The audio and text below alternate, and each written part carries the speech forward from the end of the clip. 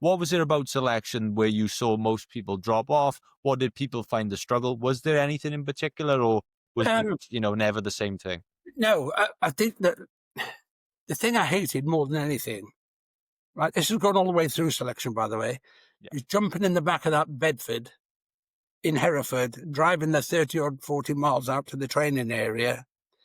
Once I got off the vehicle, I was away, gone. And once I was coming back into Hereford at night, I hated it. Everything else in between, I loved. Now, people join the SAS for the wrong reasons. I know people who came there on day one, had all their kit and equipment given to them, and that night, they'd gone. The reason was they had 2 weeks from Germany at home on leave for nothing. Okay? That was it. Now, when I say your mindset, did you want it? I left a pretty cushy life in the army to go into the Special Forces, the SAS in particular, because I wanted to. Nobody made me do it. Nobody can make you do it. I wanted to do it. So I knew or thought, barring injury, I was going to pass because I was regarded as one of the fittest guys I've ever had there in my time. Okay? And I was, I played 4 games of football a week. It didn't bother me. Absolutely no problem. And I would never drop out of anything. I'm the guy who used to walk 40 mile a day in France and, 40 mile a day. Yeah. So I was pretty fit. And the people who go there, sometimes they get there, they think it's going to be a swan song. Well, it isn't. It's all about the 7 Ps. Okay. Prior planning and preparation prevent piss-poor performance. Okay.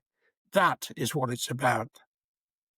We all trained prior to going. I was with John McAleese and a few other guys on the hills before we ever knew we were both going to go on selection together, even though we'd done the commando course together. We didn't know we were both going to end up on the summer selection of 77. No mobile phones or anything. And it's all about how you prepare yourself. Some people go, well, yeah, okay, I'm going to have a go. Some people don't like the jungle. Why? It's the coolest place in the world to be. You don't get any hassle of anybody. There's no radios, there's no telephones, hey, you can't get, there's no beer. Okay, that's a problem. But apart from that, it is, people say, the jungle. No. The jungle is there to be respected.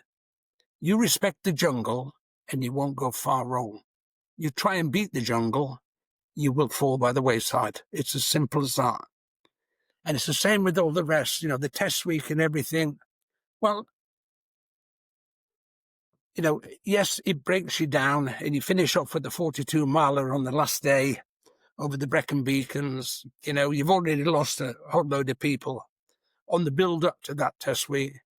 But when you get there and this is the last one, you just rub your hands together and you go, this is it. You put your head down, you go as fast as you can. You don't look back in anger. I heard you say.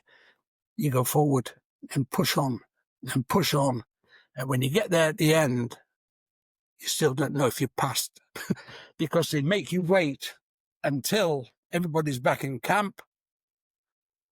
And then they decide with the timings and everything else who's actually passed. That is the mind games you've got to get over. Do your best.